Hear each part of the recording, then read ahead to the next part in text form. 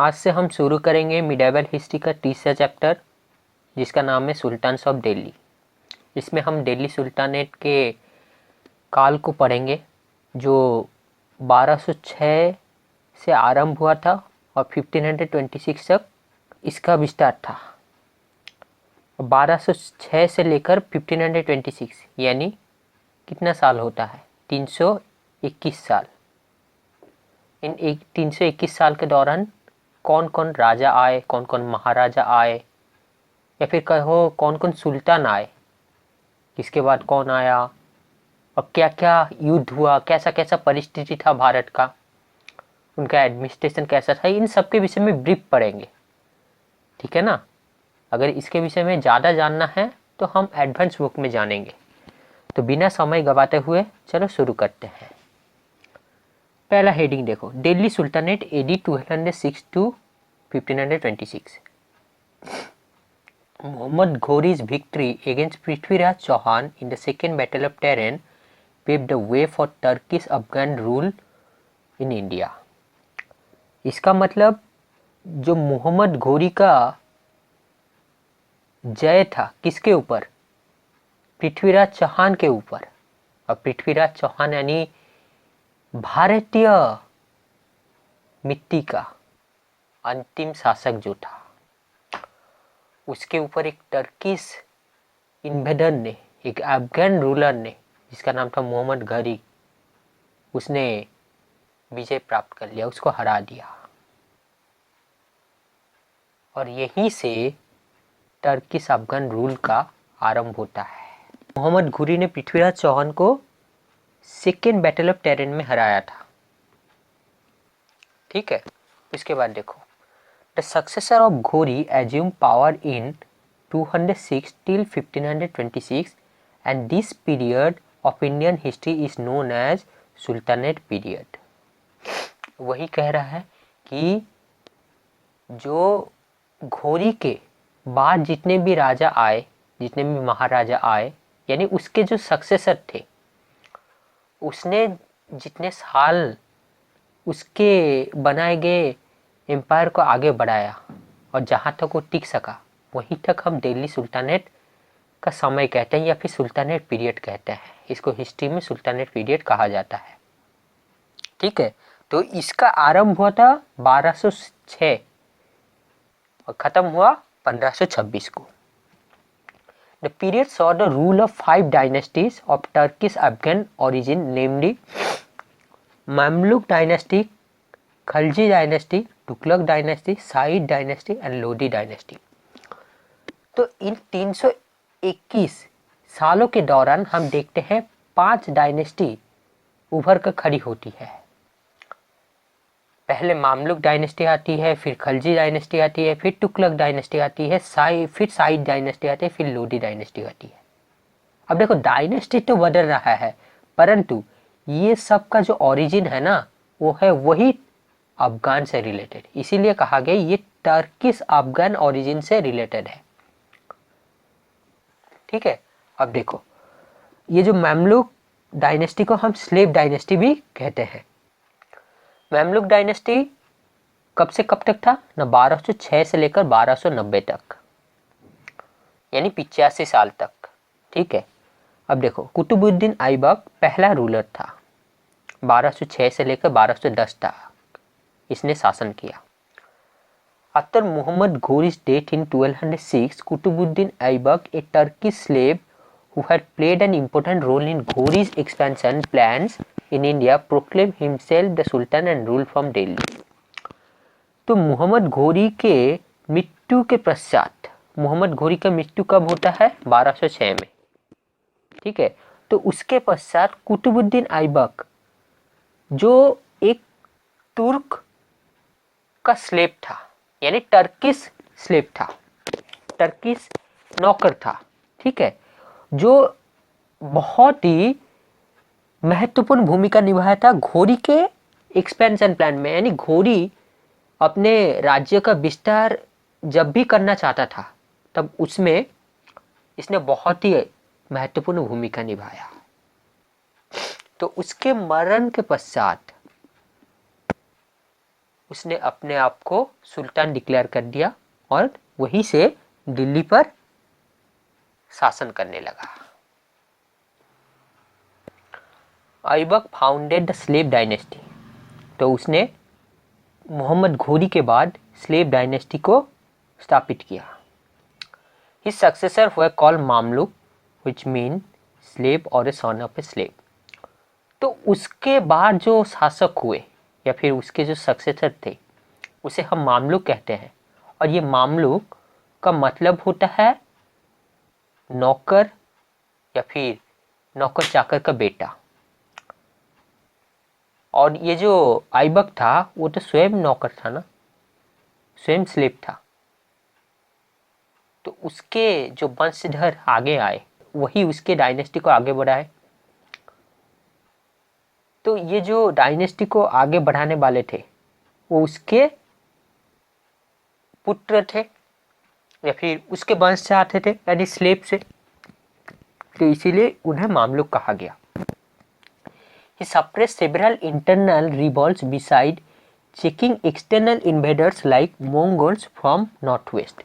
अच्छा, हम देखते हैं कि पहले जब भारतीय राजा, भारतीय शासक भारत पर शासन करते थे तब ये अफगान तुर्किश लोग भारत पर आक्रमण करते थे। हम देखे हैं कैसे गजनबी ने 17 बार आक्रमण किया, कैसे सोमनाथ मंदिर को लूटा, कैसा तहस नहस मचाया, कैसा विध्वंस किया। फिर उसके बाद हम देखते हैं कि मोहम्मद घोरी ने कैसे पृथ्वीराज चौहान को हराया और वहीं से एक टर्किश रूल आरंभ किया भारत में। ठीक है, अब देखो यहाँ से तो अफगानों का रूल आरंभ हो जाता है। अब ये जो अफगान या फिर टर्किश रूलर रूल करते हैं तो इस बीच उनको बहुत सारे आपदाओं का सामना करना पड़ता है। कुछ तो इंटरनल आपदा थे, इंटरनल समस्याएं थे, जैसे दंगे क्लेश ऐसे होते रहते हैं। ठीक है, कोई कहेगा कि हमारा संस्कृति मतलब हम लोग का हिंदू का संस्कृति और उनका संस्कृति मैच नहीं करता, तो दंगे होना स्वाभाविक है। विचारधारा में मेल नहीं होगा, स्वाभाविक है। वो कहेंगे वो श्रेष्ठ है, वो कहेंगे ये श्रेष्ठ है। उनकी नीतियां हमारी नीतियां मेल नहीं खाएंगी। लेकिन उन्होंने इन सब को अच्छी तरह से देखा, अच्छी तरह से संभाला। उसके साथ ही साथ अब भारत पर मंगोलों का आक्रमण हो गया। पहले जब भारतीय शासक थे तब ये तुर्क लोग आक्रमण किए। अब जब तुर्क लोग भारतीय शासकों को उठाकर स्वयं राजा बनकर भारत पर शासन करने लगे तब उनके ऊपर मंगोलों ने आक्रमण किया, या फिर यूं कहें मंगोलों ने भारत पर आक्रमण किया। परंतु उस समय भारत पर कौन शासन कर रहा था? ये तुर्किश अफगान रूलर। आशा करता हूं समझ में आ रहा होगा। और यही मंगोलों से हम मुगल को जोड़ते हैं। ठीक है, ये वास्तव में ये मंगोल या मुगल कहां से थे? ये सेंट्रल एशिया से आते थे। वो जब पढ़ेंगे डिटेल में तब जानेंगे। He started the construction of Qutub Minar in Delhi and built several mosques at Delhi and Agra। अच्छा, आप कुतुब मीनार का नाम सुने होंगे। अगर उसका दर्शन किए तो अच्छी बात, अगर नहीं किए तो जाना एक बार, या फिर अगर नहीं भी गए तो उसका नाम तो सुना होगा, पिक्चरों में देखा होगा, टीवी में देखा होगा। तो इसका निर्माण किसने किया था? इसका निर्माण किया था ये कुतुबुद्दीन ऐबक। और ये कुतुबुद्दीन ऐबक के ऊपर ही इसका नामकरण हुआ कुतुब मीनार। फिर उसने विभिन्न मॉस्क्यू दिल्ली और आगरा में भी निर्माण किया। तो while playing चौगन horse follow he fell from horseback and died। तो वो हॉर्स फोलो खेलने के वक्त उसके ऊपर से गिर गया और उसकी मृत्यु हो गई। अब देखो ये दाएं साइड में, राइट साइड कॉर्नर में फॉर द रिकॉर्ड दिया गया है। यहाँ पर ऐबक के विषय में क्या कहा गया है देखो। Aibak was benevolent and kind to poor and was therefore known as luck bucks or giver of lucks।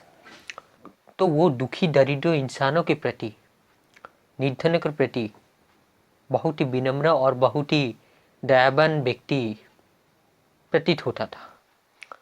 इसीलिए उसको नाम क्या दिया गया था, क्या उपाधि दिया गया था कि लाक्स बक्स, यानी लाखों को देने वाला।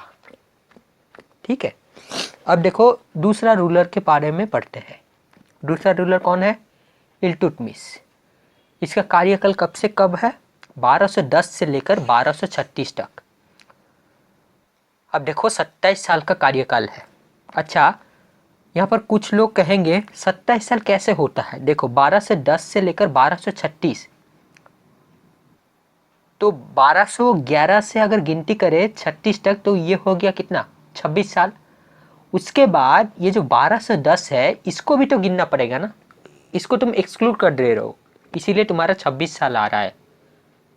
इसको जब इंक्लूड करोगे तब 27 साल आएगा। ठीक है, अब देखो Aibak was succeeded by his most favourite slave and son in law Iltutmish. तो इल्तुतमिश आइबक के बाद दिल्ली पर शासन करता है, जो कुतुबुद्दीन आइबक का सन इन लॉ था तथा सबसे लविंग और फेवरेट स्लेव था।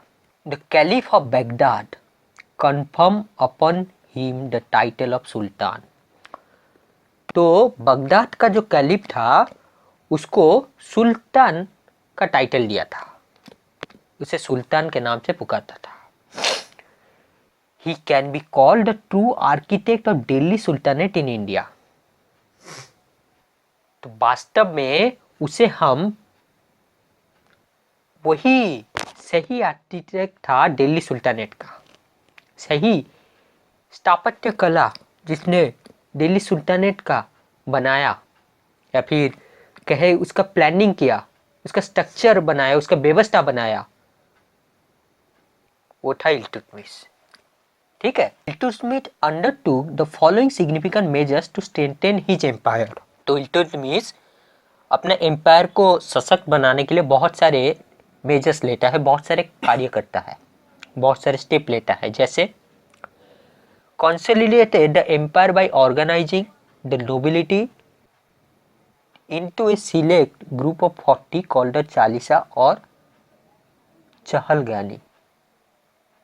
यानी जो नोबेल क्लास के इंसान थे उनको 40-40 में एक ग्रुप बना दिया और उसको वो कहने लगा चालीसा या फिर चहलगानी। फिर देखो सेकेंड पॉइंट क्या है? Organised army. तो आर्मी को ऑर्गेनाइज किया, एक स्वरूप दिया, व्यवस्थित ढंग दिया आर्मी को। Divided the sultanate into small and large tracts called iqtas. These were given to nobles and officers instead of cash as salaries for their services। तो आज जैसे हमें पगार मिलता है, हमें सैलरी मिलता है, हमें पैसा मिलता है, किसके बदले में? हम जो सर्विस रेंडर करते हैं, हम जो कार्य करते हैं। तो उस जमाने में उनको इस सैलरी के जगह पर ये इक्ता दिया करते थे। कौन देता था? इल्तुतमिश। उससे पहले जानते हैं इक्ता क्या होता है? तो इक्ता मतलब दिल्ली सुल्तानेट का जो कंप्लीट एरिया था ना, उसको छोटे छोटे हिस्सों में डिवाइड कर दिया था। अब ये छोटे से हिस्से को इक्ता कहा जाता था। तो ये जो इक्ता होता था, ये इक्ता वो किसको देता था ना? वो नोबेल क्लास लोग को जो उसके लिए सर्विस देते थे, सैलरी के बजाय वो ये इक्ता देता था। अब जैसे हमने पहले ही पढ़ लिया कि वो नोबिलिटी को 40-40 में तो डिवाइड कर दिया था, जिसको वो चालीसा या फिर चहलगानी कहता था। ठीक है, उसके बाद देखो next point, try to strengthen the north western frontier to protect his empire from the Mongol attacks. जैसे मैंने पहले ही कहा कि मंगोल उस वक्त बाहर से आक्रमण कर रहे थे भारत पर, और भारत पर ये अफगान रूलर का शासन काल था। तो ये लोग जो आक्रमण कर रहे थे, कहाँ से आए थे? नॉर्थ वेस्टर्न इंडिया से प्रवेश करते थे, सेंट्रल एशिया से आते थे। तो इसीलिए वो जहाँ से भारत में प्रवेश करते थे, उस फ्रंटियर को, उस बाउंड्री को, उस पेरीफेरी को सशक्त करना, उसको प्रोटेक्शन देना अति महत्वपूर्ण कार्य हो जाता था। तो इसीलिए उसने नॉर्थ वेस्टर्न फ्रंटियर को सशक्त करने के लिए बहुत सारे कदम उठाए। Attempted to suppress internal revolts in Punjab, Sindh, Bengal and Bihar. तो बहुत सारे ऐसे आंतरिक युद्ध विभिन्न विषय पर छेड़ जाते हैं। कहाँ पर? पंजाब, सिंध, बंगाल और बिहार में। तो उसको सप्रेस करने के लिए, उसको दबाने के लिए, उसको मिटाने के लिए उसने बहुत सारे अटेम्प्ट किए और सफल भी हुआ। Introduce silver coins called tankas and copper coins called jitals. तो उसने अपने कार्यकाल दौरान सिल्वर कॉइन को इंट्रोड्यूस किया, जिसको टंकाज कहा जाता था, और कॉपर कॉइन को इंट्रोड्यूस किया, जिसको जीटल्स कहा जाता था। ठीक है, तो ये रहा इल्तुतमिश के विषय में ब्रीफ जानने के लिए। अब पढ़ते हैं राजिया। राजिया सुल्तान का एक सीरियल आया था शायद, मैं श्योर नहीं हूँ, लेकिन उसमें देखना भारत का सबसे पहला महिला शासक यही राजिया सुल्तान थी। तो इनका कार्यकाल उतना लंबा नहीं था,